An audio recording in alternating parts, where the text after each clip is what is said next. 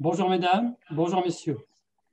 Je suis très heureux de vous accueillir pour ce webinaire que le Comité Opéra organise avec le concours du Cercle Vivienne pour mener une réflexion sur le thème « L'Europe, soutien ou entrave, la protection sociale complémentaire à la française ». En cette période de confinement, vous avez été nombreux à répondre à cette invitation sur l'évolution de l'influence européenne en matière de protection sociale. Pendant les 10 ans d'existence du Comité Opéra, au cours de l'une de ces rencontres, le modèle français du système de santé avait été comparé à celui de ses voisins européens. Les échanges sur l'influence de l'Europe seront animés par Christian Oyarbide, président du comité Vivienne, avec Jean-Pierre Daniel, co-auteur de La sécurité sociale au cœur de la démocratie, Bruno Gabellieri, secrétaire général de l'Association européenne des institutions paritaires de la protection sociale, et Philippe Mix, président de la Fédération nationale indépendante des mutuelles. Je passe la parole à Christian Oyarbide pour débuter ces échanges. Bonjour à toutes, bonjour à tous. Je vous accueille ici au nom du Cercle Vivienne, même si derrière moi, il y a un écran de la Mutuelle Les Solidaires, mais donc on est dans la branche mutualiste, je suis sur la branche mutualiste du Cercle Vivienne. Donc le Cercle Vivienne, en deux mots, vous vous souvenez que c'est pour ceux qui connaissent, c'est un think tank, on va dire, d'acteurs complémentaires de la protection sociale qui réunit toutes les familles des acteurs. Et aujourd'hui, nous avons le plaisir d'avoir éminemment représenté la famille mutualiste avec Philippe Mix et la famille paritaire avec Bruno. Et nous avons aussi l'avantage de parler dans ce domaine à la fois de la santé, qui est quand même notre cœur de débat au sein du Cercle Vivienne, mais aussi de la retraite complémentaire et supplémentaire avec Bruno. On a organisé ces débuts de débat, c'est le premier qu'on fait à l'occasion de l'apparition d'un livre du Cercle Vivienne sur la protection sociale au cœur de la démocratie, la sécurité sociale au cœur de la démocratie. Désolé, je vous donnerai les moyens de commander le livre. Et dans ce livre, nous avons fait intervenir et donner la parole à des acteurs de la protection sociale complémentaire, dont Philippe et Bruno, qui ont bien voulu contribuer. Et c'est à ce titre qu'on a réuni avec le Comité Opéra, que l'on remercie pour l'organisation, que nous avons réuni ce panel. On a été très tous collectivement d'avoir deux intervenants actifs en termes de, on va dire, de lobbying ou d'intervention au niveau européen, parce que c'est vrai que nous, Français, on est assez peu présents ou assez peu visibles au niveau de Bruxelles. Et là, on a de la chance d'avoir de personnes qui ont des choses à dire sur la façon dont Bruxelles ou dont on peut se positionner à Bruxelles sur ces questions de protection sociale complémentaire.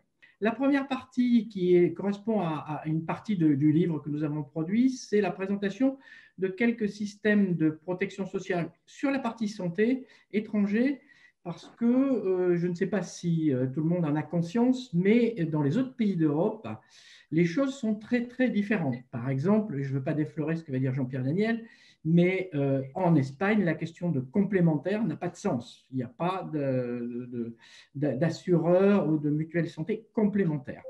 Il le détaillera. Donc, il faut avoir conscience que quand l'Europe regarde la France, elle regarde quelque chose qui n'est pas pour les autres pays naturel pour elle. Donc, voilà, je passe tout de suite la parole à Jean-Pierre Daniel pour illustrer cette dimension.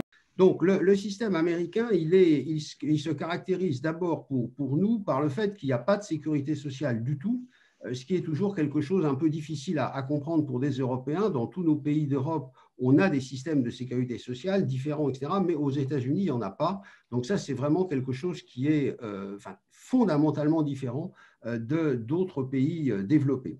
Ce qui est vrai aussi, c'est qu'aux États-Unis, le coût de la santé, c'est le pays où le coût de la santé est le plus élevé du monde, 17% du PIB, alors que 9% de la population n'est absolument pas assurée. Et quand on dit pas assuré, c'est pas assuré du tout. C'est pas une médecine au rabais, c'est rien.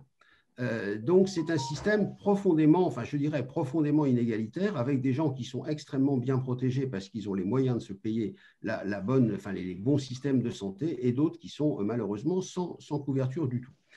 Alors, il faut nuancer effectivement ce propos, pas de sécurité sociale. C'est vrai, il n'y a pas de sécurité sociale généralisée.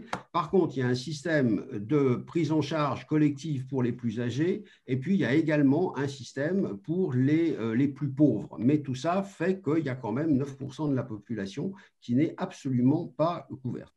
Alors, pour ce qui est de l'assurance privée, comme le disait Christian, c'est très différent de nos systèmes, des systèmes que nous connaissons chez nous. Il y a, grosso modo, trois systèmes connus, les HMO, Health Medical Organization, qui sont en fait des réseaux de soins.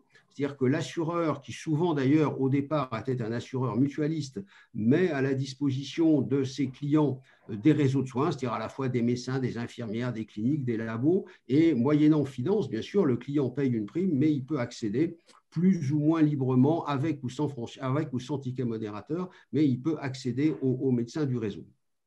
Et dans le système des HMO, qui est le système, je dirais peut-être le plus connu, le plus généralisé, le client, le patient est obligé de passer par les médecins du réseau, sinon, évidemment, il prend en charge la totalité de ses frais. L'autre système, qui est tout simplement une nuance, c'est les PPO. Le PPO, c'est également un réseau de soins, mais vous avez la possibilité d'en sortir. Et si vous sortez du réseau de soins, vous êtes dans un système de remboursement, c'est-à-dire que vous payez les frais médicaux et l'assureur vous en rembourse une partie, 60-80% selon les contrats.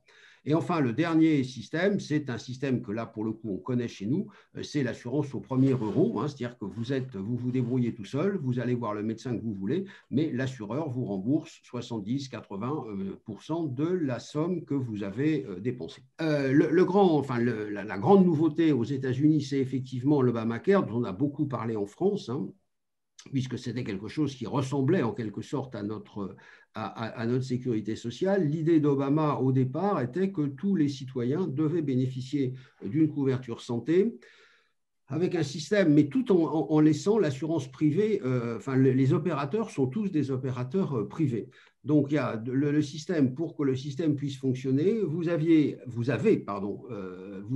une aide des États pour les gens qui sont les plus pauvres. Alors, les États-Unis, c'est donc un État fédéral et les aides sont différentes selon les États, plus ou moins, les aides les plus importantes sont dans les régions, dans les États qui sont démocrates, les aides les moins importantes sont dans les États républicains, et un système assez curieux qui est effectivement, si vous ne vous assurez pas, puisqu'on ne peut pas véritablement vous obliger à vous assurer, puisque vous ne vous assurez pas, eh bien, vous payez une amende qui, grosso modo, est le montant de la prime. On considère que puisque vous ne vous assurez pas, vous allez coûter cher à la collectivité à la fin de votre vie, et il est donc normal qu'on vous oblige en quelque sorte, c'est juridiquement une amende, en vérité, c'est une certaine forme d'assurance pour vos très vieux jours. Et puis, comme toujours aux États-Unis, ce sont les entreprises qui sont très largement mises à contribution pour l'assurance privée, à la fois avant le système d'Obamacare et là dans le système Obamacare. Les entreprises ayant plus de 50 salariés sont obligées de proposer une assurance santé à leurs collaborateurs et participer au financement. Voilà le système américain très, très, très rapidement résumé. On va parler maintenant de Singapour. Alors, on considère souvent que le système de l'assurance santé à Singapour est le meilleur système du monde. Alors, vous savez que Singapour, c'est une île-État, c'est tout petit, c'est 5 millions et quelques d'habitants, donc c'est vraiment rien par rapport aux grands États européens. Mais effectivement, le coût de la santé est particulièrement bas et apparemment, les systèmes de santé sont très efficaces. On est à 4,5% du PIB, ce qui est un véritable record pour un pays développé. Alors, l'offre de santé est régulée par l'État. Dans le système de Singapour, vous avez un secteur public, il y a des hôpitaux publics, il y a une médecine publique, et à côté de ça, vous avez deux très grands opérateurs privés, et l'État essaye de maintenir un équilibre entre ces. Alors, ce qui est plus original dans le système de Singapour, c'est que la santé est très largement financée par de l'assurance, de l'épargne individuelle. Dans le système de Singapour, c'est ça qui est original dans ce système, c'est que vous êtes obligé, en étant notamment quand vous êtes salarié, vous êtes obligé d'épargner une part qui n'est pas du tout négligeable de votre salaire. L'entreprise abonde également cette épargne et vous avez un compte individuel qui s'appelle donc MediSave sur lequel vous allez puiser quand vous allez avoir des dépenses de santé. Vous avez un deuxième système qui est en quelque sorte une espèce de protection, un excess, pour prendre le vocabulaire des assureurs, qui s'appelle MediShield et qui intervient au-delà de Medicef. C'est-à-dire que si effectivement votre épargne individuelle n'a pas suffi à prendre en charge des dépenses de santé qui peuvent être très coûteuses, si vous avez adhéré à ce système, vous avez de nouveau un autre système d'épargne qui vient prendre le relais du premier. Et puis, effectivement, en fin de parcours, il y a un système qui, là, véritablement est public et qui intervient pour ceux qui ont totalement épuisé leurs droits.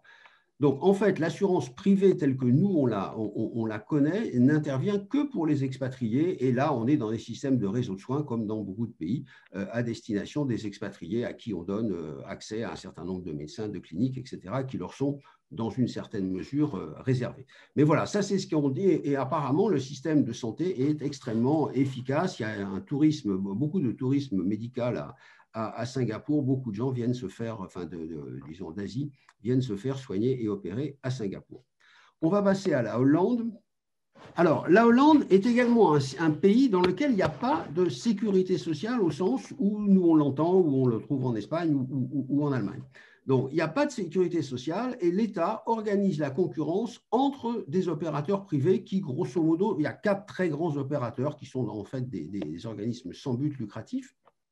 Et l'État veille à ce que la concurrence soit saine et il veille à la qualité des soins.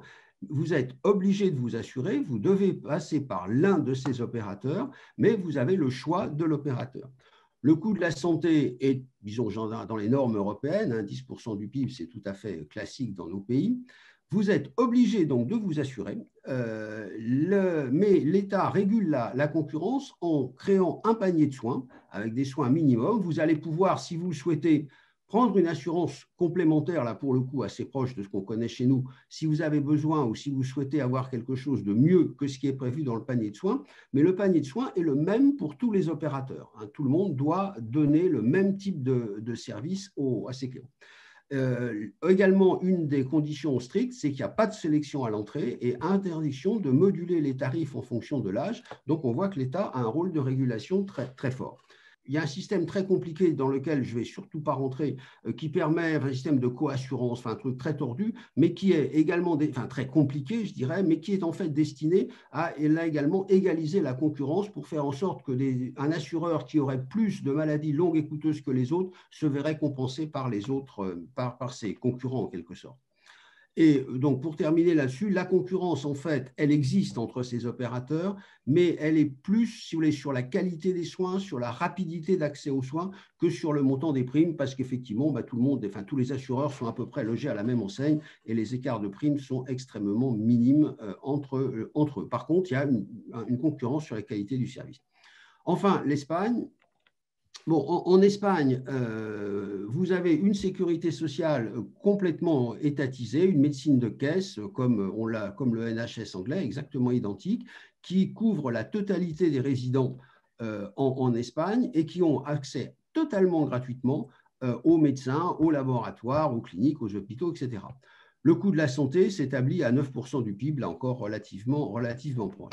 Donc, une sécurité sociale étatique. Donc, une médecine de caisse qui, comme toutes les médecines de caisse du monde, crée des files d'attente dans les hôpitaux pour les opérations non urgentes, a donné naissance à une assurance santé qui, comme le disait Christian tout à l'heure, est substitutive. C'est ça l'originalité du système espagnol, c'est que tout Espagnol est couvert par la sécurité sociale, c'est payé par l'impôt, enfin bon, ça lui coûte rien, apparemment ça lui coûte rien.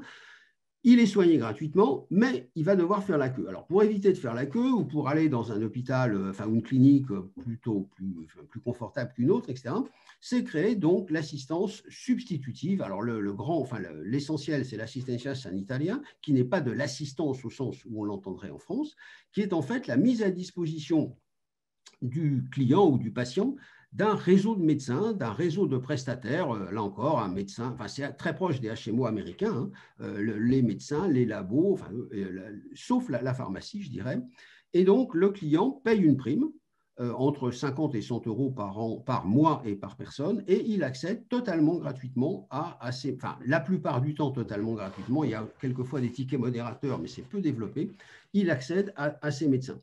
À côté de ça, il y a une assurance dite de remboursement, qui est un truc au premier euro, qui est une petite part du marché. L'essentiel, c'est effectivement l'assistenza sanitaria, où là, le client va chez le médecin qu'il veut et l'assureur lui rembourse 80%. C'est du classique, c'est l'assurance des frontaliers, etc. Et en fait, ça concerne environ 11 millions de personnes sur les 46 millions d'habitants en Espagne, donc c'est quelque chose d'important. Je pense que je vais passer la parole à Christian qui va reprendre la main. J'ai deux questions pour Jean-Pierre. Donc on revient à Singapour, faut-il obligatoirement avoir un MediSave pour que MediShield intervienne? Je ne sais pas si tu as la réponse. Oui, la réponse est oui.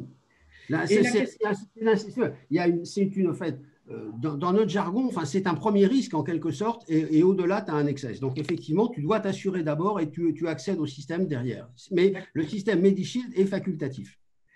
La question, deuxième question sur la Hollande, le coût en Hollande est-il figé en termes de pourcentage ou de montant? Je suppose que c'est le coût de la cotisation. La santé, on dit que c'est aux alentours de 1 300 € par an et par personne. Donc, c'est bien un montant, ce n'est pas un pourcentage du salaire? Non, c'est un montant. Non, c'est une prime d'assurance. C'est une prime d'assurance, hein, absolument. Donc, c'est un système assurantiel, effectivement. Oui, mais la Hollande a un système, à mes yeux, extrêmement intelligent. Enfin, c'est très compliqué. Si j'avais beaucoup plus de temps, je serais rentré beaucoup plus dans les détails. C'est très compliqué à comprendre, mais c'est un système, je crois, très efficace, où l'État a vraiment un rôle très fort, hein, panier de soins, pas de sélection médicale, pas de tarif à l'âge, etc. Donc, c'est quand même, les assureurs sont extrêmement encadrés, mais en même temps, tu as effectivement une concurrence qui, comme je le disais, est plus sur la qualité des médecins, la qualité des cliniques, etc., que sur les tarifs à proprement. Mais le prix, c'est de l'ordre de 1 300 € par an, sachant que les mineurs ne payent rien jusqu'à, je crois, 18 ans et sont là financés par l'État. Il y a un système, donc dans le AWVZ, il y a un système également de couverture de la dépendance, parce que c'était un des gros problèmes c'est comme ça couvrait les maladies longues et coûteuses, on a fait rentrer la dépendance dans les maladies longues et coûteuses, et là, le système a explosé. Donc, il a fallu trouver une autre solution. Donc, on voit bien qu'en matière d'accès à la santé, et singulièrement de cotisation et de couverture du risque santé, l'accès à la santé ne se limite pas à payer des cotisations. D'ailleurs, on le voit bien en Espagne, on le voit bien en Hollande, pour avoir une assurance, mais c'est aussi l'accès au système de soins. On voit bien que les choses sont très différentes et on peut comprendre que l'Europe nous regarde de manière un peu différente. Je vais tout de suite enchaîner, non pas sur la santé, mais sur revenir à la retraite avec Bruno. D'abord, la première question, c'est est-ce que en Europe, les systèmes de retraite sont aussi différents que ça et qu'est-ce qu'on nous regarde de l'Europe avec notre système à plusieurs piliers comme des bestioles particulières, premièrement. Et deuxièmement, je voudrais rappeler que Bruno a réussi à faire dans l'histoire quelque chose qui aurait fait rêver tous les autres assureurs, c'est-à-dire qu'il a fait échapper les fonds de pension à solvabilité 2. Alors, je pense que son nom restera dans l'histoire et dans tous les halls des assureurs. Merci Christian. Alors, je ne vais pas paraphraser Astérix, mais je suis tombé dans la marmite européenne il y a pas mal d'années maintenant, puisque je suis rentré dans, je dirais, le combat européen en 1976, donc ça remonte quand même à une paire d'années. Et depuis, mon enthousiasme européen n'a pas faibli, malgré les difficultés, malgré les avatars de cette construction européenne. Alors, ce qu'il faut dire peut-être pour situer bien le paysage de la retraite en Europe et de la singularité française, c'est qu'effectivement, il faut être bien conscient que l'Europe en 1957, c'est une Europe à 6. Et parmi les 6 fondateurs de cette Europe, il y a bien sûr la France, il y a l'Allemagne et il y a les pays du Benelux, qui sont effectivement les pays qui ont constitué avec l'Italie le cœur de la construction européenne. Et c'est ce qu'il faut tout de suite se dire, c'est qu'en fait, la France a cru pendant très longtemps que l'Europe, c'était sa chose, c'était sa création. Et c'est une vision que peut-être les Européens d'aujourd'hui ont oubliée, mais c'est parce que l'Europe s'est élargie dans les années 70, puis 80, puis 90 successivement, qu'elle a perdu sa substance, je dirais, rhénane, qui était le cœur de la construction européenne du début. Et par rapport à ta question, Christian, sur l'originalité française, oui, la France est regardée comme une bête curieuse aussi sur la partie retraite, puisqu'on est le seul système de retraite en France et dans l'Europe avec un pilier en répartition qui est aussi important que celui que les partenaires sociaux ont créé avec l'AGIRC et l'ARCO, puisqu'aujourd'hui, l'AGIRC, l'ARCO plus la sécurité sociale, c'est un régime de retraite qui est sans équivalent en Europe et sans équivalent dans le monde. Donc, c'est quelque chose d'hyper protecteur pour les citoyens français, même si on connaît les difficultés, bien sûr, d'un régime comme le régime Agirc-Arrco, avec les questions de démographie, les questions de chômage qui le percutent, mais il échappe, ce système, aux aléas de la capitalisation et aux aléas de la bourse, puisque, évidemment, il engrange des cotisations pour payer des retraites de la même année. Alors, pour revenir à la construction européenne, je dirais que pour la comprendre, il faut se dire que toute la superstructure juridique, notamment de la construction sociale de l'Europe, a été portée par les Français, et c'est ce qui explique que sur le même modèle que la sécurité sociale, on a progressivement, sur la base d'un règlement de coordination de sécurité sociale qui réunit tous les régimes de sécurité sociale européens, on a construit un système qui s'est élargi progressivement, un petit peu comme la sécurité sociale française a été généralisée progressivement à partir, je dirais, des années 50.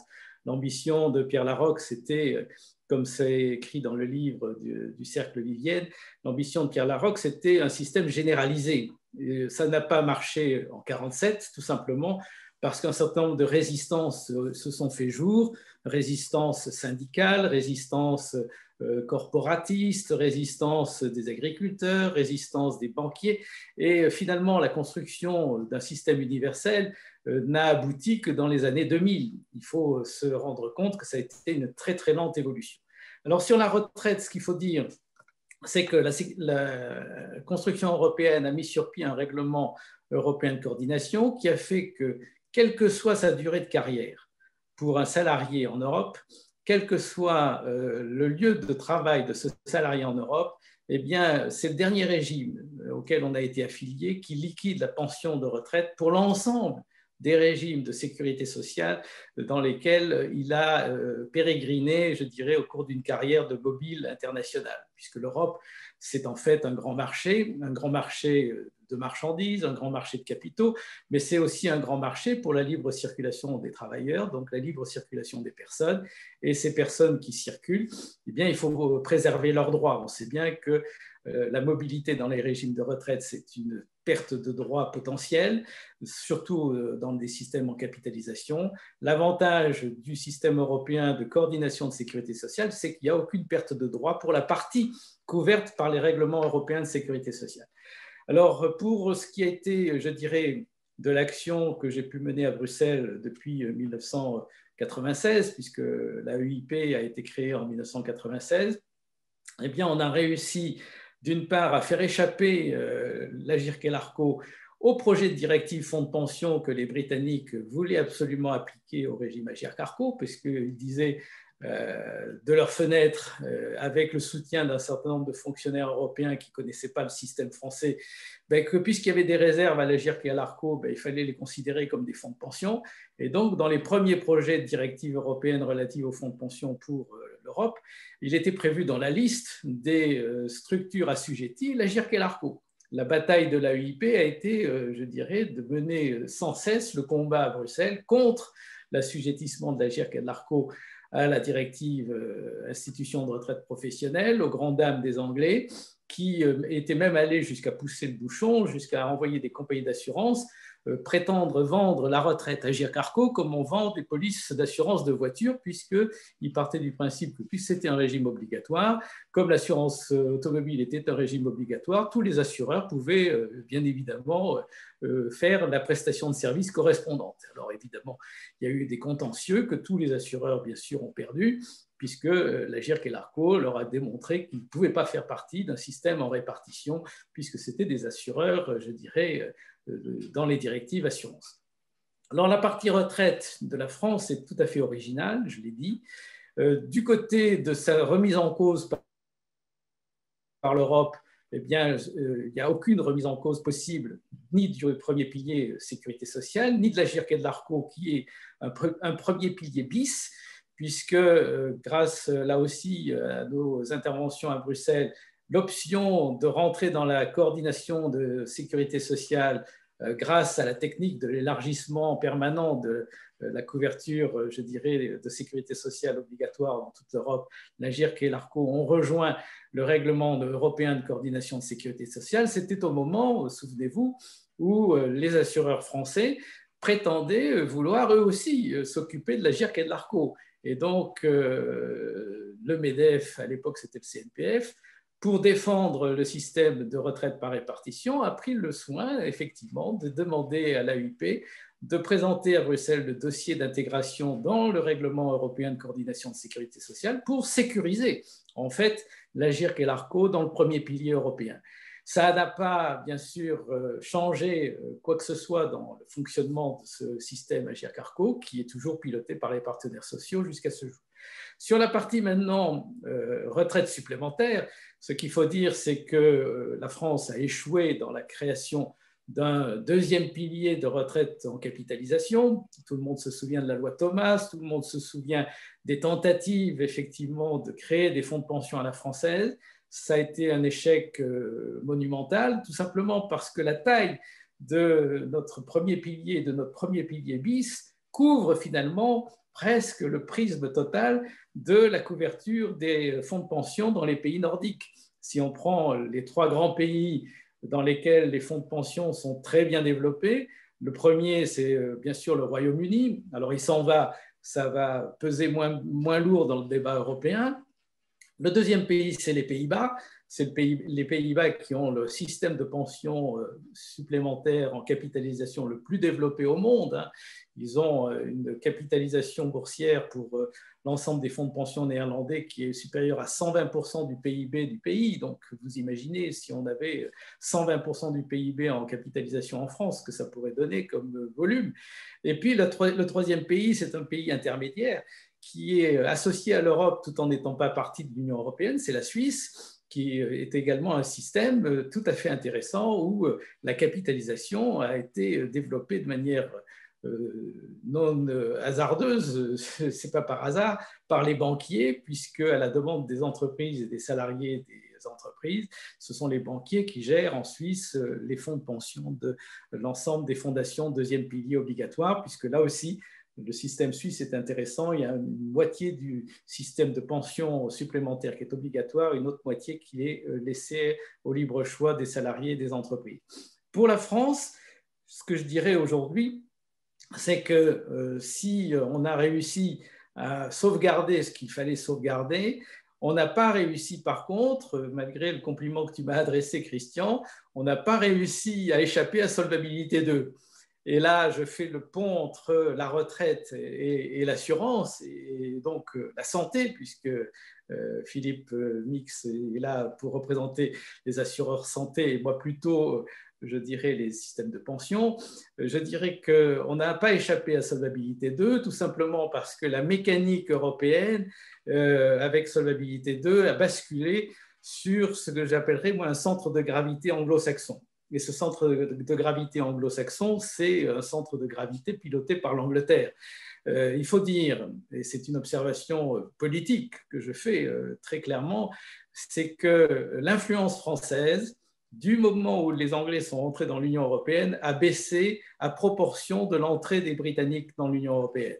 Et j'en veux pour preuve 2 éléments. Le premier, c'est que alors qu'ils avaient opté pour l'opt-out, pour la partie sociale dans l'entrée de la Grande-Bretagne dans l'Union européenne, eh bien, on a vu débarquer comme par hasard des fonctionnaires très, très, très bien formés à la direction de l'emploi et des affaires sociales de la Commission européenne, qui était pourtant le précaré quasiment de la France, et c'est des Anglais qui sont arrivés aux manettes pour en fait piloter l'ensemble des systèmes de protection sociale qui étaient sous influence, je dirais, oui, sous influence française jusqu'alors, et qui a basculé progressivement sous influence britannique. Je me souviens des premières discussions sur la révision de ce qu'on appelait à l'époque la marge de sécurité, Philippe, hein, sur la partie santé. C'était avant l'apparition des mutuelles, des institutions de prévoyance dans les directives assurances. Quand on a commencé les discussions sur solvabilité 2, c'était dans les années 92-93, l'AEIP a été invitée à la table de préparation du texte de Solva 2 et qui était autour de la table? Les assureurs européens, comme par hasard un représentant d'AXA qui était bien connu à l'époque et un représentant d'Allianz, et puis les actuaires européens qui étaient, je dirais, la garantie scientifique, on va dire, technique, et puis deux Iroquois, quasiment, Jean-Paul Lacan et moi-même, au titre de l'AEIP, et tous les autres se posaient la question, mais qui c'est ces gens?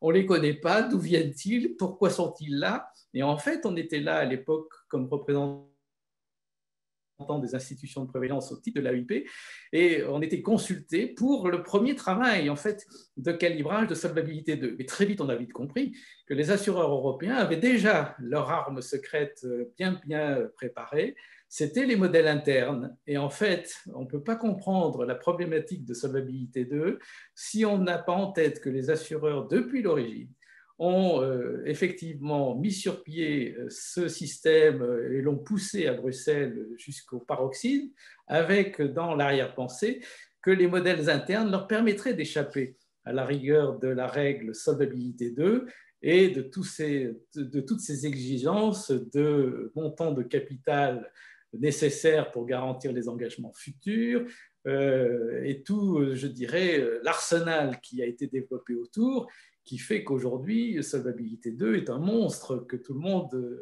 déteste. Les assureurs, eux, en ont fait une arme de guerre de concentration du marché. Et c'est cette arme de guerre et de concentration du marché qu'on n'a pas pu, et que je ne peux pas aujourd'hui arriver à contrebattre, parce que cette pression, je dirais, des grands opérateurs d'assurance est tellement forte qu'il faudrait effectivement des montagnes d'efforts pour arriver à un résultat positif. Alors on a fait un certain nombre de remarques, on a réussi à faire échapper, je dirais, le module santé des affres totaux, je dirais, de solvabilité 2. Ça a été un travail de longue haleine entre le CETIP, la FNMF, pour arriver à ce que le module santé atténue les effets pervers de solvabilité 2, mais ça a été, je dirais, un succès intermédiaire. Ce n'est pas le succès que l'on attendait. Et ce que je redoute aujourd'hui, c'est qu'avec malheureusement les normes comptables internationales et avec toujours le même rouleau compresseur anglo-saxon, on est toujours sur les mêmes tendances et les mêmes objectifs, c'est de réduire le marché, réduire les petits opérateurs, et c'est ça qui est le drame aujourd'hui. Alors je dois dire quand même une chose, c'est que l'entrée dans les directives assurance, et là j'empiète un petit peu sur ce que va dire Philippe, mais il m'en excusera, mais comme j'ai été à l'origine de ce dossier à Bruxelles avec, à l'époque, le CETIP et la FNMF. Pourquoi est-on rentré dans les directives d'assurance? On n'a pas été forcé d'y rentrer, c'est nous qui l'avons demandé, le gouvernement français, en 1992, tout simplement parce qu'à l'époque, on a découvert que si on n'était pas dans les directives d'assurance, aucun opérateur d'assurance santé sans but lucratif français, que ce soit les mutuelles 45 ou les IP 45, eh bien, ne pouvaient aller continuer la prestation de services et la couverture santé de leurs assurés à l'extérieur de la France, et notamment dans les pays limitrophes, je pense à la Belgique, je pense au Luxembourg. Et au départ, la FNMF était résolument anti-européenne, hein, il faut le dire. Au Congrès de Grenoble, il y a eu une motion votée à l'unanimité par le Congrès contre l'application des règles européennes à l'assurance santé en France. Et un mois après, cette même FNMF change d'avis, tout simplement parce qu'un dossier a été porté à la connaissance générale de tout le monde. Les assureurs belges ont attaqué les mutuelles belges qui voulaient continuer à poursuivre la couverture santé des Belges résidant en Belgique, mais étant actifs en France, étant actifs au Luxembourg, étant actifs aux Pays-Bas ou en Allemagne, au motif que ben, les mutuelles n'étaient pas concernées par les directives assurances. Elles n'étaient pas couvertes par les directives assurances. Et à partir de là, on a découvert que si on faisait l'analyse juridique précise de ce handicap de ne pas être couvert par les directives assurances, on ne pouvait plus suivre les entreprises, les salariés, les assurés de nos mutuelles et de nos institutions de prévoyance à l'étranger. Et c'est à partir de cette analyse-là qu'on a demandé l'entrée dans les directives assurances. Alors, ce que, bien évidemment, il a fallu obtenir, c'est l'unanimité de l'Union européenne pour cela. Ça a été le travail, je dirais, de votre serviteur, comme AEIP, mais l'Association internationale de la mutualité a fait exactement la même démarche que nous. C'est un parlementaire européen français, Madame Marie-Claude Vessade, qui a porté les amendements au Parlement européen pour qu'on rentre dans les directives assurances, aux grandes dames des assureurs français qui étaient résolument hostiles, bien sûr, parce qu'ils voulaient, eux, être les seuls opérateurs habilités à pouvoir aller à l'étranger. Et à partir de là, eh bien, effectivement, on est rentré malheureusement dans le système de solvabilité 2 qui s'est emballé. Et c'est à partir de là qu'effectivement, je dirais, les ennuis de la famille mutualiste et paritaire ont commencé. Et ça nous a poussé à quoi? Ça nous a poussé à la concentration. Il faut être très clair. La concentration du marché dans les mains des grandes institutions de prévoyance, des grands opérateurs mutualistes, c'est un double effet. Le double effet de la réglementation européenne et le double effet du toujours, je dirais, plus en matière de services, mais aussi en matière de réduction de coûts. Et c'est sur ces motifs-là que la concentration s'est faite. J'ajouterai côté paritaire que le MEDEF a poussé énormément à la concentration en prétextant que cela ferait des économies de gestion. Et c'est sur la base de ces économies de gestion que d'abord il a demandé 20 groupes et puis on en est aujourd'hui à moins de 10 groupes paritaires. Mais côté mutualiste, on n'avait pas le MEDEF, mais on a le même résultat. Donc je pense qu'aujourd'hui, c'est plus une raison politique qui a conduit à cette concentration, c'est une raison technique, c'est une raison de pression du marché pour les raisons que je viens de donner, mais aussi pour probablement faire en sorte que ce soit plus facile à gérer. Alors après, on peut poser tous les jugements que l'on veut, tous les points de vue que l'on veut, mais voilà ce que je pouvais dire pour faire la liaison entre pension d'un côté et santé de l'autre, mais je laisse à Philippe, bien sûr, le rôle de jouer sa partition sur la santé, bien évidemment. Et donc, on va enchaîner directement avec Philippe qui va rebondir sur ce qu'a dit Bruno. Moi, je tiens à te remercier parce que entre l'intervention de Jean-Pierre Daniel, ce rappel historique de l'Europe, c'est assez rare que dans nos univers, je le redis, et Philippe va enfoncer le clou encore, qu'on soit à ce niveau d'échange sur ce que c'est que l'Europe et les rapports que nous avons eus, nous, dans la protection sociale complémentaire avec l'Europe. Philippe, je te cède la parole sans plus attendre. Merci Christian et merci Bruno pour cette belle contribution que tu as amenée au débat de ce matin. Alors, je dois dire que Christian ne m'a pas posé la question, mais comme c'est normalement la même que celle qu'il posait à Bruno, je vais tout de suite y répondre en disant que si j'aime l'Europe, en matière d'amour, s'il n'y a pas de réciprocité, ça ne marche pas. Et j'ai la conviction profonde, et l'expérience me permet de l'affirmer, que malheureusement, l'Europe ne nous aime pas. À partir de ce moment-là, je ne vois pas comment ça pourrait fonctionner et comment l'Europe pourrait être un partenaire assurant le développement de nos mutuelles, du mutualisme de proximité, du mutualisme de terrain, qui n'a pas, contrairement aux structures qu'évoquait il y a quelques instants Bruno, d'ambition de conquête de je ne sais quel public dans d'autres pays que notre hexagone. Donc nous sommes, nous, aujourd'hui, je dirais, victimes d'un modèle que nous ne souhaitons pas, que nous ne souhaitions pas, et dans lequel s'est fait aspirer le mouvement mutualiste par d'autres acteurs de la protection sociale, et on en est aujourd'hui à ce triste constat, mais qui est un peu plus ancien. Les premières directives des années 70 ont commencé à vouloir réguler ce qu'on a commencé à dire comme étant un marché qui n'est pas un vocabulaire mutualiste. On a commencé à vouloir vérifier la solvabilité de nos organismes et on en est arrivé quelques années plus tard à la fin des années 90 à la séparation des activités dites d'assurance des mutuelles de leur réalisation dite sanitaires et sociales, de ce que nous appelions, et c'était très vertueux, les œuvres des mutuelles, avec l'ardente obligation que ces œuvres deviennent par elles-mêmes rentables et que nos activités dites d'assurance, si tant est qu'une mutuelle fasse de l'assurance, moi j'en doute, hein, j'ai plutôt coutume de dire qu'une mutuelle fait de la répartition et non pas de l'assurance, mais un peu à la fois, on nous a amenés à entrer dans les logiques, les règles et le monde de l'assurance. Et pour nous, ça a été un crève-cœur parce que nous étions beaucoup plus destinés à mettre en place des réalisations sanitaires et sociales dont on n'avait pas le souci de la rentabilité, qui était un service que nous offrions aux adhérents de nos mutuelles, donc sans souci d'équilibrer cette activité en tant que telle.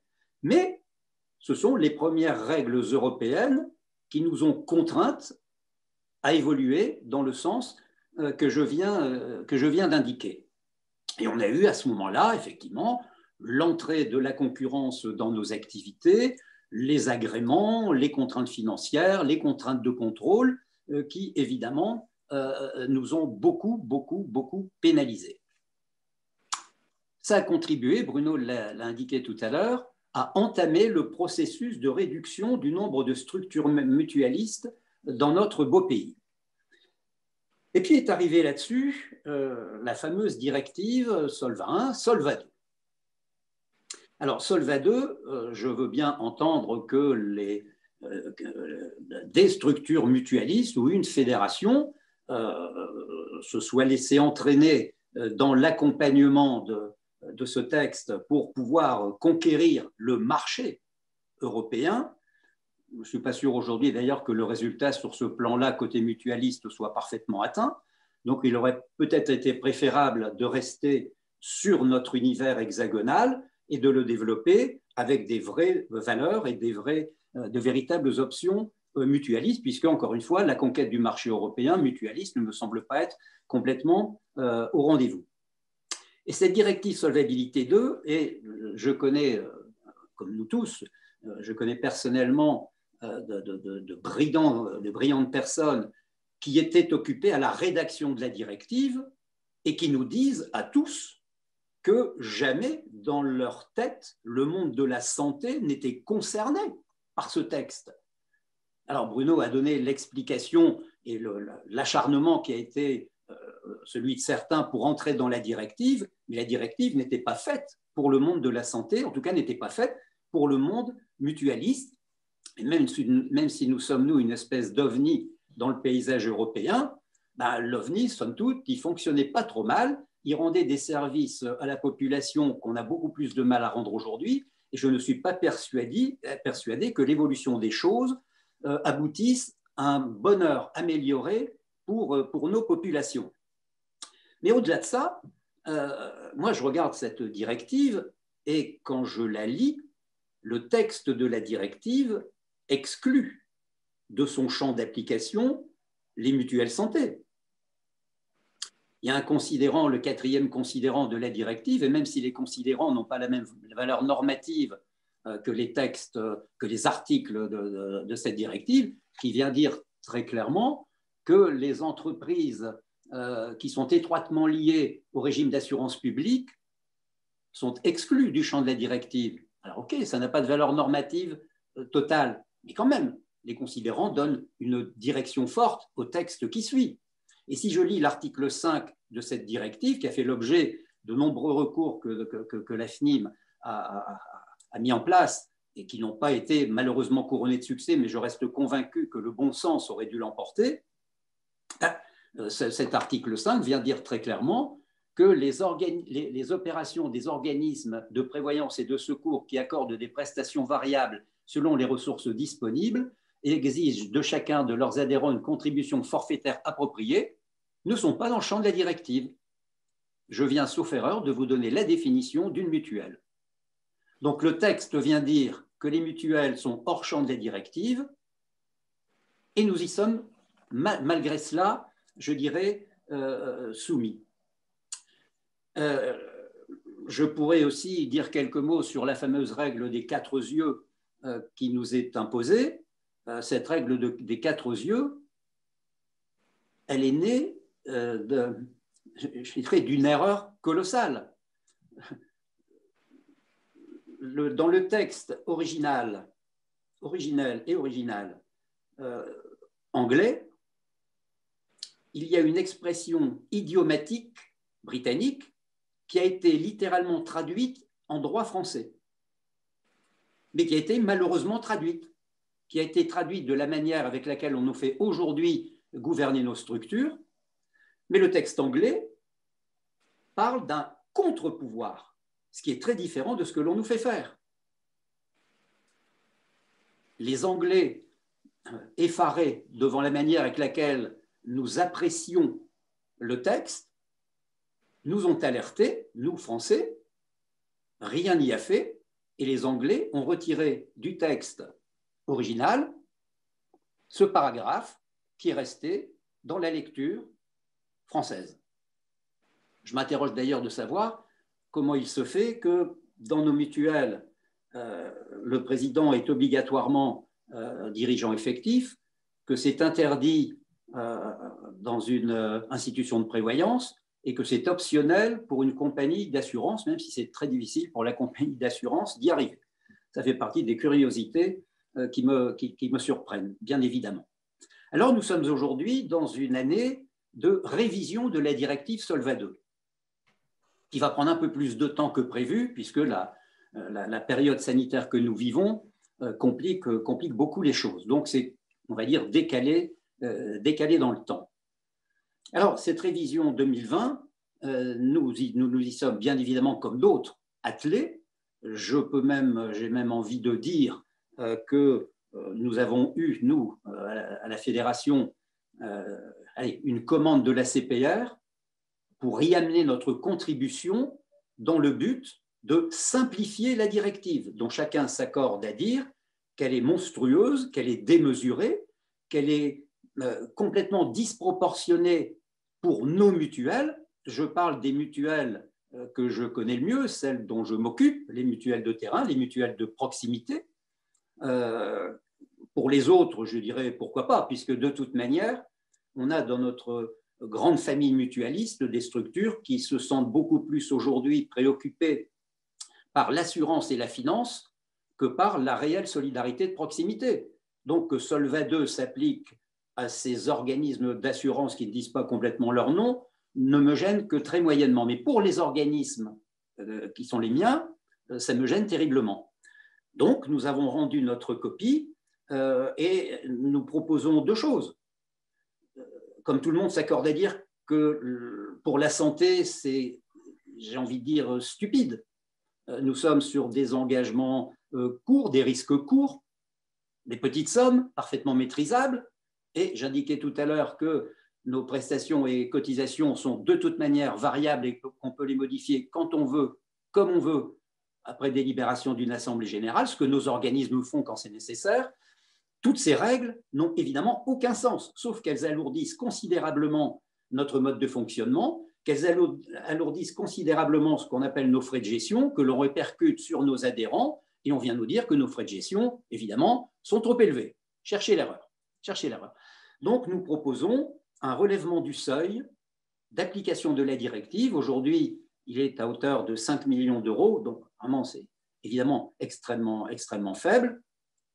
Il faut relever considérablement ce seuil d'application de la directive, qui par ailleurs peut avoir, je dirais, des côtés, je ne vais pas aller jusqu'à dire sympathiques, mais utiles, qui peuvent effectivement amener des progrès dans la gouvernance, dans les contrôles. Voilà, tout n'est pas à jeter, mais que des mutuelles qui font moins de 50 ou 75 millions, ou peut-être 100 millions d'encaissements de cotisations, échappe à cette règle-là ne me semblerait pas scandaleux. Alors, il y a l'action donc sur le relèvement du seuil de manière significative pour que seuls, les assureurs, au sens très très large, y soient soumis. Et le chemin est un chemin qui nous va bien. Et nous avons, au-delà de ça, travaillé, puisqu'il s'agit de simplifier la directive, le pilier 1 de la directive, je ne suis pas persuadé que dans nos structures, et même les plus grosses, chacun en appréhende toutes les subtilités. La méthode de calcul du pilier 1, je ne suis même pas persuadé que tous les contrôles qui nous sont imposés permettent de garantir la bonne compréhension des textes par ceux qui sont en charge de les appliquer. Donc nous nous sommes mis au travail et nous avons étudié les 193 ou 194 rapports SFCR qui sont rendus chaque année à la CPR. Tous les organismes mutualistes ont été passés au crible par nos services. C'est une direction que nous avons prise à la suite d'intuitions confirmées par quelques sondages et définitivement confirmées par l'examen de l'intégralité des rapports. Par une méthode de calcul extrêmement simple, qui va tenir en 3 ou 4 lignes, qui concatène les cotisations, les prestations et les réserves, c'est-à-dire qu'on est dans la logique Solva 2, puisque dans Solva 1, on n'intégrait pas les réserves dans ce calcul dit de solvabilité. Nous sommes restés dans la logique Solva 2. Et par un calcul très simple, nous arrivons exactement au même résultat que les règles complètement absconses qu'on nous impose d'utiliser. J'ai envie de dire, doit-on vivre dans un monde où pourquoi faire simple quand on peut faire compliqué? Donc, on peut agir sur cette directive donc de plusieurs manières, puisque c'est le calendrier qui le veut. Nous sommes dans cette période de révision et de simplification de la directive, et mes discussions avec, mes nombreuses discussions avec le secrétariat général de la CPR, avec notamment Bernard Delas, qui n'est plus en poste aujourd'hui, nous encourager à travailler dans le sens de ces propositions. J'attends maintenant de voir si, par un mouvement d'amour, que la Commission européenne viendrait enfin manifester vers nous, on arrive à simplement, par bon sens, nous permettre de refaire de la mutualité et de ne plus simplement être condamnés à faire de l'assurance, ce pourquoi nous ne sommes pas fondamentalement faits. Voilà. Alors, ce sujet est évidemment un peu compliqué, mais nous avons, comme d'habitude, beaucoup d'espoir et d'optimisme. Et puis, ce n'est pas tout. Cette charmante Europe nous a imposé, il y a maintenant quasiment une dizaine d'années, d'entrer en fiscalité. Bien sûr, puisque nous sommes des assureurs. Pourquoi n'aurions-nous pas à subir les mêmes règles fiscales que les autres? Donc aujourd'hui, nos mutuelles sont soumises à l'impôt société, excusez du peu, à l'impôt société. Ça veut dire quoi quelque part? Ça veut dire que on taxe, on impose la solidarité. On impose la solidarité. Nos spécificités sont là aussi piétinées. Donc nous sommes entrés en fiscalité, mais la différence avec l'économie lucrative soumise elle aussi à la fiscalité, c'est que, sauf erreur, nous ne récupérons toujours pas la TVA. Et en quelques années, nous sommes passés, en plus de la non-récupération de TVA, et de la soumission à l'impôt société à un niveau de taxe qui est passé de quasiment 0% à 14-27% aujourd'hui, 17% avec la taxe Covid, dont je ne vous dirai pas ce matin tout le bien que je pense. Pas d'exonération de TVA, niveau de taxe à 17% avec la taxe Covid. Bon, je cumule tout, j'ai envie de dire que, allez, pour notre adhérent, c'est autour de 40%, quoi. Et il faudrait s'en réjouir. Alors évidemment, après, on a les associations de consommateurs ou nos pouvoirs publics qui viennent nous dire non, non, non, les mutuelles vont prendre en charge, les mutuelles ne vont pas augmenter les cotisations, et certains acceptent même de temps en temps d'aller se faire taper sur les doigts rue du Faubourg Saint-Honoré pour se faire vertement tancer et donner des leçons de… Enfin, je trouve que c'est parfaitement ahurissant que la santé, la solidarité, nos actions soient aujourd'hui entrées dans ce champ concurrentiel sévère et cette soumission à un niveau de fiscalité qui devient insupportable. Et ce n'est pas tout. 2016, toujours notre brave Commission européenne, sûrement par un nouveau geste d'amour, vient nous faire entrer dans la liste des EIP, entités d'intérêt public. Je vous rappelle en 3 mots ce qu'est une EIP, une entité d'intérêt public. Pour aller vite, je dirais que c'est une structure qui, en cas de défaillance, et dans nos activités, pour défaillir, il faut vraiment y mettre de la bonne volonté, mais soit, c'est une entreprise qui, en cas de défaillance, provoquerait une catastrophe systémique. Alors moi, je veux bien que si AXA, Allianz, peut-être Vive, défaillait, ça provoquerait une catastrophe systémique, ou la Deutsche Bank, pourquoi pas? Je ne suis pas persuadé que si ma pauvre petite mutuelle dans les Hauts-de-France défaillait, ça fasse plus de 3 lignes dans la gazette locale. Sauf que ma mutuelle soit devenue une EIP, si c'est pour faire joli sur une carte de visite, très bien, mais ce n'est pas ça. C'est pas ça.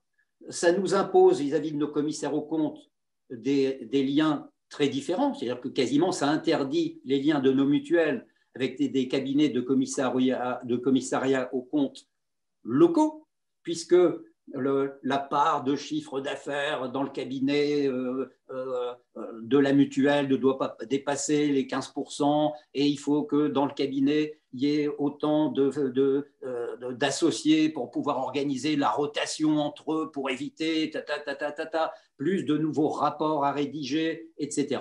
Donc des coûts nouveaux, des coûts supplémentaires dont j'ai du mal à bien saisir la pertinence si c'est une conséquence du fait que nous soyons devenus des entités d'intérêt public. Je trouve que ça fait quand même, je dirais, beaucoup d'éléments, beaucoup d'exemples qui, depuis une 50aine d'années, depuis les premières directives qui, un peu à la fois, nous amènent sur ce chemin, qui aboutit au fait qu'aujourd'hui, effectivement, il reste moins de 200 mutuelles soumises à cette directive Solva 2, ce qui est par rapport à l'époque, qui n'est pas si vieille, hein, qu'on a pour les plus anciens, dont je fais partie bien connue, où il y avait non pas quelques milliers de mutuelles dans le pays, mais quelques dizaines de milliers. Et ça ne gênait personne. Et nous avions, souvenez-vous à l'époque,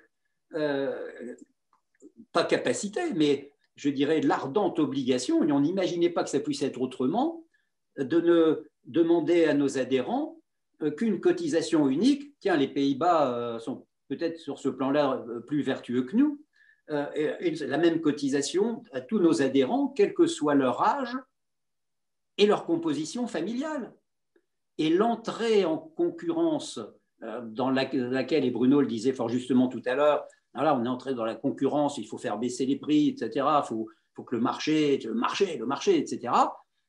Je ne suis pas persuadé qu'au bout du bout, l'objectif soit atteint.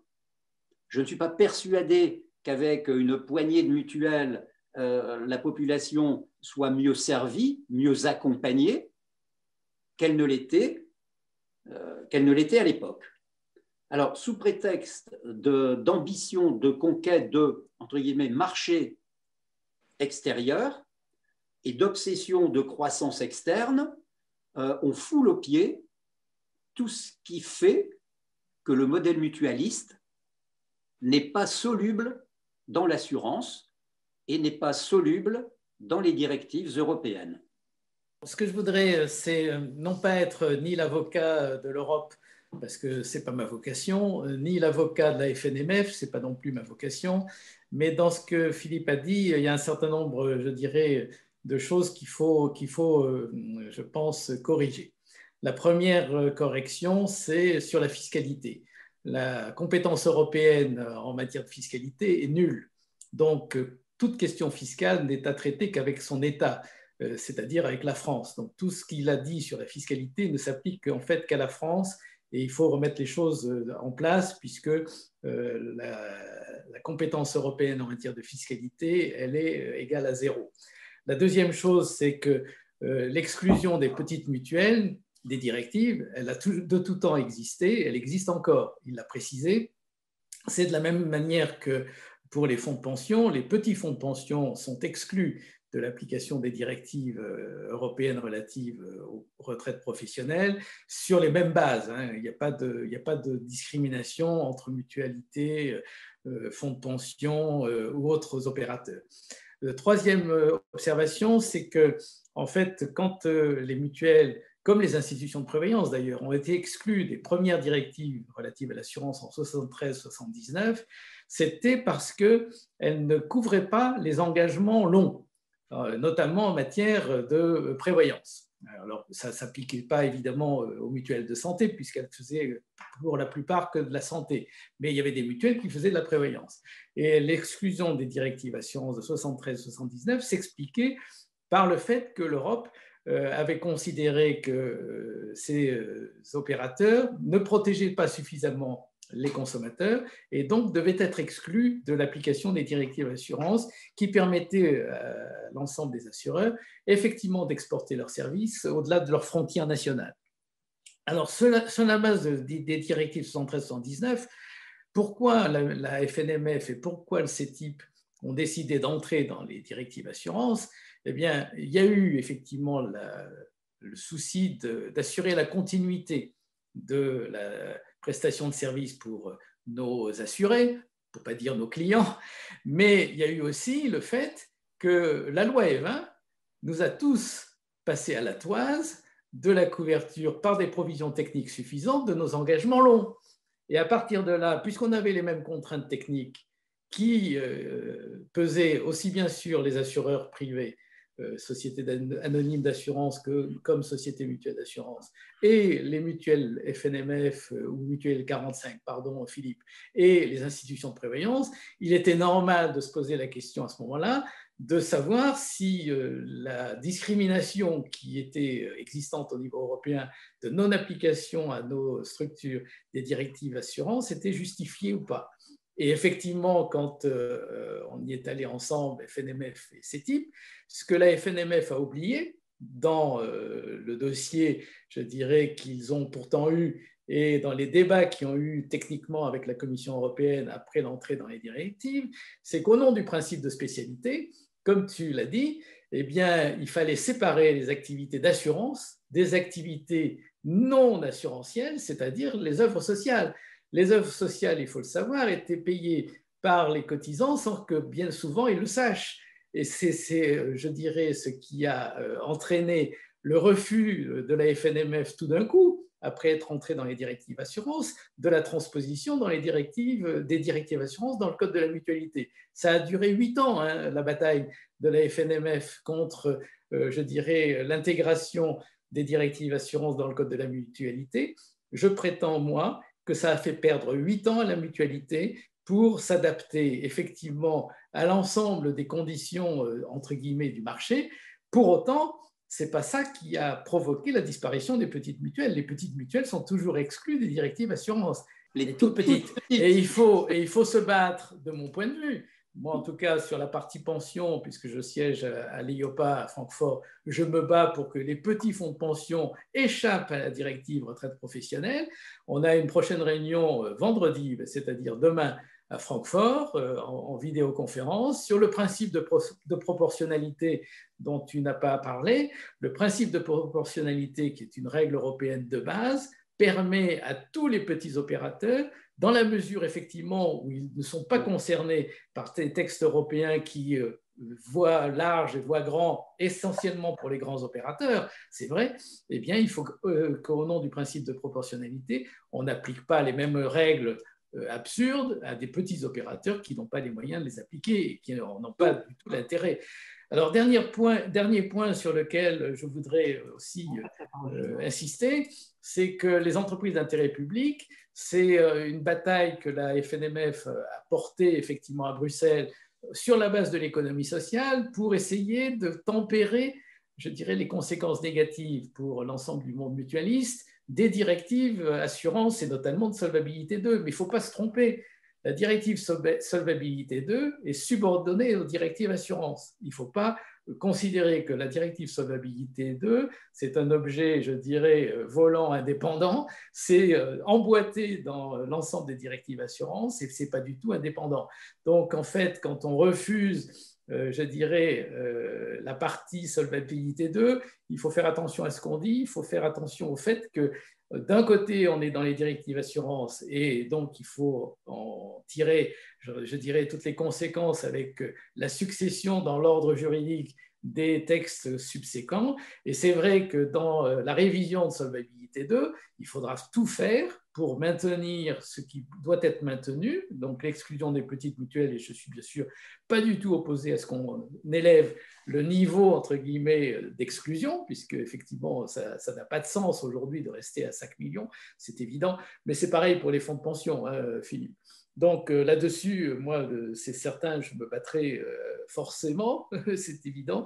Et puis sur la partie, je dirais, desserrement technique, évidemment qu'il faut y aller, mais là, je pense qu'on peut aller au-delà des petits opérateurs. Il y a un paquet, je dirais, d'opérateurs moyens, grands, qui ne sont pas justement dans le risque systémique dans lequel se retrouvent des grands opérateurs comme AXA ou Allianz, qui, eux, n'ont pas du tout intérêt à ce que ça continue comme ça. Mais on va avoir une bataille des grands contre les petits et les moyens, et je ne prédis pas, malheureusement, la victoire des petits et des moyens. Alors, Bruno, oui, juste une seconde. J'ai retrouvé sur ce que tu dis, Bruno, sur la fiscalité et la non-compétence européenne, que j'approuve, évidemment, tu as raison. Sauf que, on pourra vérifier, mais la spécificité fiscale mutualiste a été rejetée par la Commission européenne, qui a généré chez nous une loi de finances rectificative en 2011 qui a instauré l'entrée en fiscalité de nos organismes. Voilà. Oui, mais ce que tu oublies de dire, c'est que c'est la Fédération française des sociétés d'assurance qui a attaqué les mutuelles et les institutions de prévoyance. Ce n'est pas la Commission européenne. Hein. C'est une affaire franco-française que Bruxelles a eu à connaître, mais sur laquelle il ne pouvait rien dire. Donc, on a tous les deux un peu raison. Oui, voilà. alors, quant au principe ça peut te faire plaisir. Quant au principe de proportionnalité, ce n'est pas vraiment ça. Le principe de proportionnalité, il est inhérent à tout texte européen. À tout texte européen. Oui, bien sûr. Et le principe de proportionnalité, il s'exprime toujours par le biais d'une fiche de proportionnalité qui vient décrire avec précision comment cette proportionnalité doit s'exprimer. Pour Solva 2, il n'y a pas de fiche de proportionnalité, tout simplement parce que Solva 2 n'est pas proportionnalisable. C'est un modèle binaire. On prend ou on ne prend pas. Et ce qui se passe aujourd'hui, c'est que notre organisme de contrôle, j'allais dire au doigt mouillé, peut adapter, j'allais dire contrarier, voire violer la règle en fonction de circonstances qu'elle estime pouvoir le justifier. Ça veut dire que là, on est dans le règne de l'arbitraire et du discrétionnaire. Une fiche de proportionnalité, elle doit dire clairement comment on proportionnalise. Ça n'est pas le cas. Donc, on n'est pas dans le cadre du principe de proportionnalité. Mais on fait souvent la confusion. Je vais me permettre de te contredire. Demain, à Francfort, on va parler du principe de proportionnalité par rapport à l'exclusion, comme ça a été dit par Christian, des fonds de pension de toute application de la marge de solvabilité. Mais aujourd'hui, l'EIOPA essaye de nous faire avaler un succès d'année de la marge de solvabilité qui s'est d'abord appelée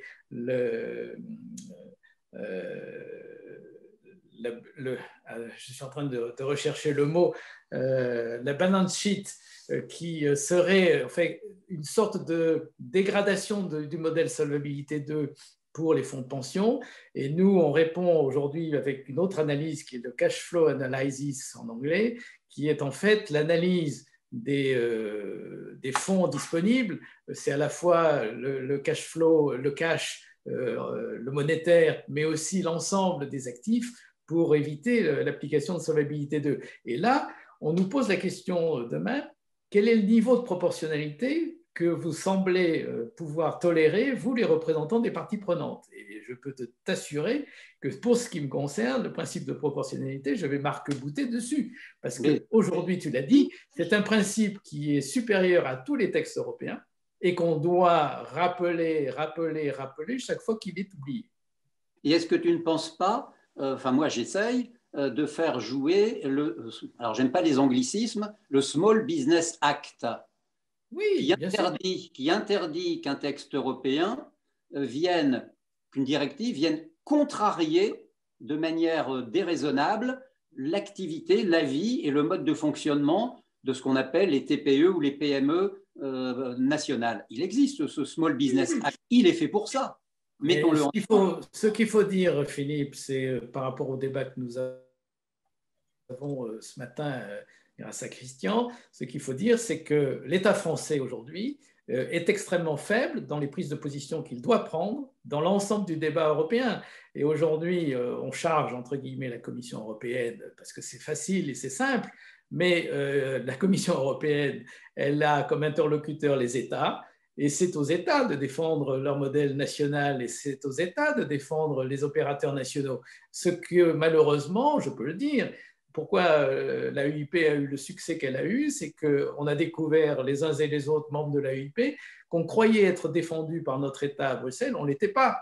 Et donc, c'est à partir de là que, sur cette démonstration, les autres acteurs européens de même nature ont découvert que leurs États ne les défendaient pas non plus, que la justification d'un lobby européen est apparue évidente. Et aujourd'hui, si on est obligé effectivement d'ouvrir la voie telle qu'on l'ouvre à Bruxelles, à Francfort et ailleurs, c'est parce que notre État n'est pas à la hauteur de l'enjeu. Il est sur d'autres problématiques et malheureusement, il ne défend plus le modèle comme on voudrait qu'il le défende. Je vois bien qu'on est globalement d'accord quand même. Hein. On a beaucoup de points communs, on va dire ça comme ça. Merci encore à nos trois intervenants. Merci à tous pour la vivacité et l'esprit de ces débats. Sur la question de savoir si Solvabilité 2 et les directives assurance et finalement un peu toute ce train qui nous emporte est inéluctable, incontournable, je vais être beaucoup plus optimiste que vous pour une raison assez simple que j'ai essayé de traiter dans la dernière partie du livre, c'est qu'aujourd'hui, et qui était un peu l'objet du livre, hein, qui est que la question de la démocratie sociale et de son incarnation et de sa vertu est au cœur de la crise, je pense, de nos démocraties. Et qu'on ne pourra pas faire l'économie de ça. Et qu'effectivement, tout ce dont on vient de parler ne répond pas à ces questions-là. C'est mon point de vue. Hein. Donc, c'est un point de vue de mutualiste, entre guillemets. Hein. Dans le bouquin, je le dis comme ça, parce que Solvable ne répond pas aux enjeux sociétaux. D'ailleurs, j'avais produit un article là-dessus, puisque au fond, on a bien vu que la crise du Covid sur nos activités à nous de prévoyance et de santé n'avait rien changé à la pratique de nos régulateurs.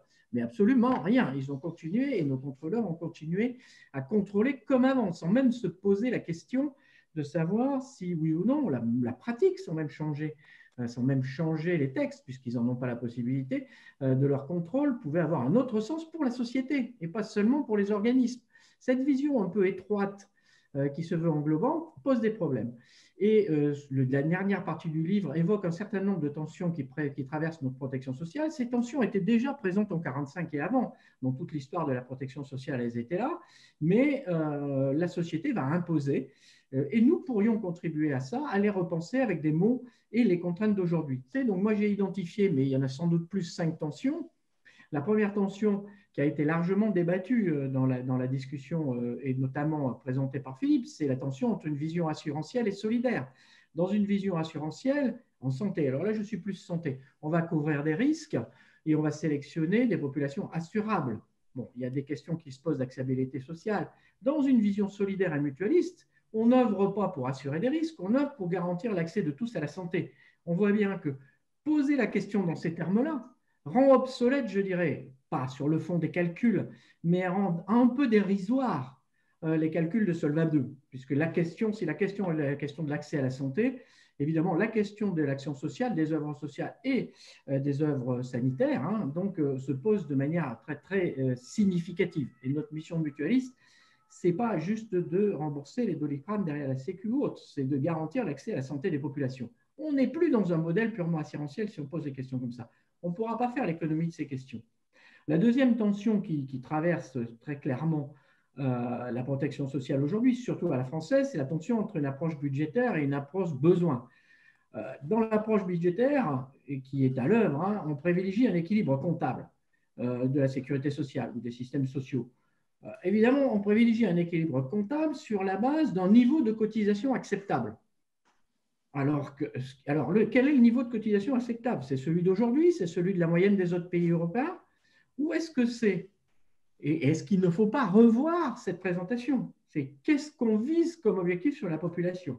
Si en santé, on disait que l'objectif, ce n'est pas l'équilibre de la Sécu, mais c'est d'augmenter l'espérance de vie de la population et de la comparer, évidemment, on voit que là encore, on n'est plus dans Solvay 2, on n'est plus dans les équilibres comptables, on est dans une autre logique.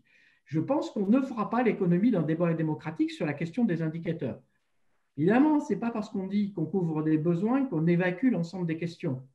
Quelle est la nature du besoin? Est-ce que mon besoin à moi est légitime à être couvert collectivement?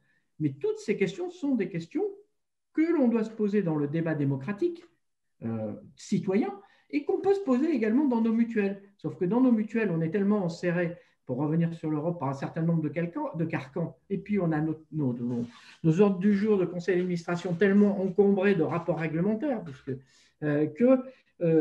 on ne prend même plus le temps de se poser ces questions-là. Et comme on a transformé les présidents des régions effectifs, et là je rejoins Philippe, en super assureurs, entre guillemets, spécialistes de Solvay 2, et plus du tout en représentant des populations, des besoins, voire même de l'accès à la santé des populations, eh bien, on se trouve dans la situation où un président de mutuelle qui serait médecin n'aurait pas le droit d'être président de mutuelle parce qu'il ne serait pas fait un proper.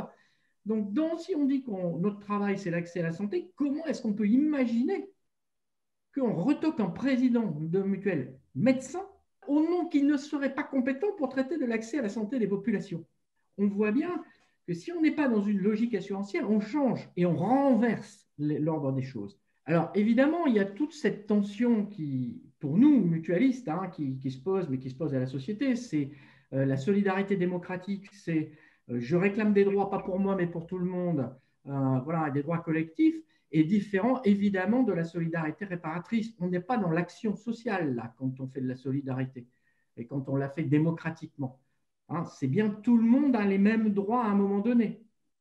Et après, ce sont ces accidents de la vie qui font qu'il exerce ou pas ses droits. C'est pas, il y a d'un côté ceux qui peuvent payer, qui sont solvables et dont le risque est assurable, et tous les autres à qui l'État, on va laisser à l'État le soin de s'occuper d'eux. Donc, il y a les deux catégories de population. Ça, ce n'est pas quelque chose qui est… Alors, ça traverse aujourd'hui tout un tas de débats, mais ces débats, ils vont ressurgir. Et ma conviction, ces débats, comme le débat numéro 4 sur la responsabilité des acteurs en matière de santé des populations, parce que la santé des populations, ce n'est pas uniquement les soigner, la responsabilité des entreprises dans la santé de leurs salariés. Il y a un accord qui est en train de se dessiner sur santé au travail la responsabilité des acteurs sera assez grande. Aujourd'hui, évidemment, il n'est plus possible de s'exonérer, quand on est une entreprise de taille significative, de cette responsabilité sur la santé de de ses salariés, pas plus que de celle des consommateurs et autres. Donc ces débats vont ressurgir, et ils vont retraverser et rebousculer les règles, et je pense que ça sera au niveau européen, du moins c'est le vœu que je formule, les règles du débat démocratique. N'empêche qu'aujourd'hui, ma conviction, c'est que ces questions vont redevenir de plus en plus prégnantes si on veut que nos démocraties vivent, et que du coup, là pour le coup, la hiérarchie des normes fera que l'intérêt sociétal dépassera l'intérêt, je dirais, marché assurantiel, comptable ou actuariel des calculs, et qu'on pourra avoir d'autres moyens d'évaluer l'action des acteurs et singulièrement de ceux qui sont à but non lucratif de l'ESS, dès lors qu'ils veulent bien, eux-mêmes dans leur tête, faire cette petite révolution aussi, ou voire même, parce que ça serait leur objet, qu'ils l'apportent. Donc ça, c'était la dernière partie du livre, la partie un peu, voilà, donc il y a un certain nombre de scénarios. Merci encore une fois au Cercle Opéra pour avoir piloté l'organisation, et à Jean-Pierre Brunet l'organisation de ce webinaire. Merci à Jean-Pierre Daniel, à Bruno Gabrielli et à Philippe Mix. Merci à Bruno qu'on est content et qu'on espère revoir sur Paris bientôt. Et merci à Erwin et à tous ceux qui ont bien voulu participer à cette organisation. Et merci à tous.